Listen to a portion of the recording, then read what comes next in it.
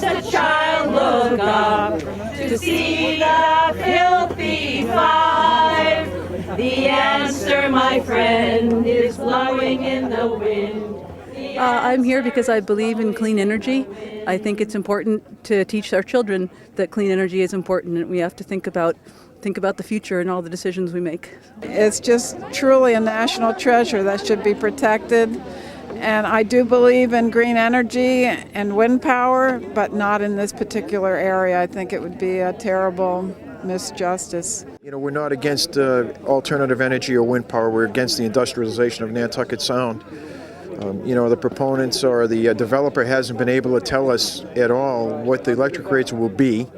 And we've, on our own, done a little research as consumers and ratepayers, found out that the 6,000 turbines in Denmark have produced over the 10 years less than just about 20% of the rated capacity. And their rates have gone from 17.5 cents per kilowatt hour in 1995 to 37.5 cents per kilowatt hour today. And we're very concerned as consumers and as lovers of the sound that, you know, the destruction of that particular body of water and the amenities it provides is going to be something that we're going to have to pay for, not only in rates but also out of our subsidy, out of the subsidies that will come out of our taxes. So, you know, we here in Cape Cod have been guinea pigs for too many times, and we're kind of tired of it. I think it's time for us to ask the people who have the power, our senators, congressmen, to look into the details. We've had enough legacy information over the last 50 years with the towers that have been built, with the energy that's been produced and the results, to know that this is probably not going to give us what we want. I believe that the only way that wind towers will work is kind of point of use, put them right where the power is used.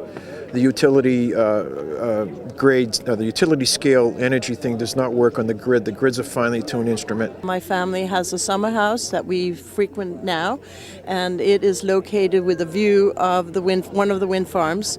And on a very clear day, it's, 8 miles out? 8 miles out. One day we could see it. And my husband went to take a picture, and when we got the pictures back, there was nothing in it because he hadn't used any zoom. So it's not a vision problem. It is the value of the house has increased tremendously.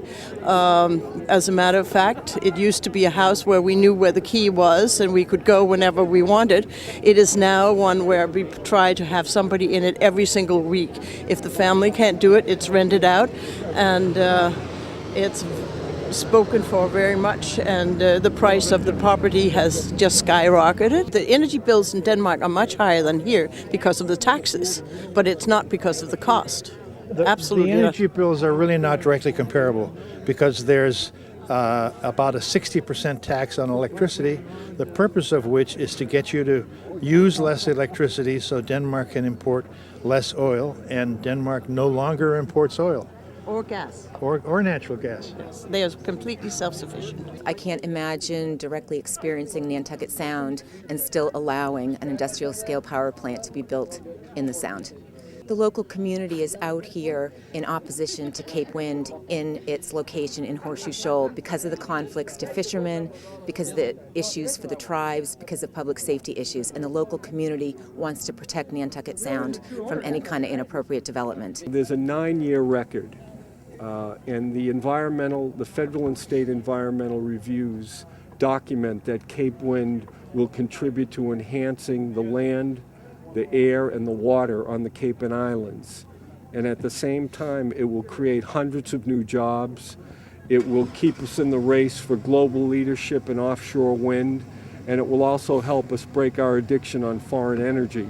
So when you balance the benefits of Cape Wind with the impacts, I'm confident and hopeful that the project will be approved. I wouldn't say that anything today has changed my mind one way or another. We are in the midst of gathering information, and ultimately the decision that we will make is not an easy one. It is a very difficult decision that we will make, because all of these priorities that we have, which are national priorities, which are legal imperatives that we need to make sure we execute in the right way, are not easy. If they were easy, you would not be here today, nor would there be protesters here, nor would there be others who have so much of an eye on what happens here in the Sound?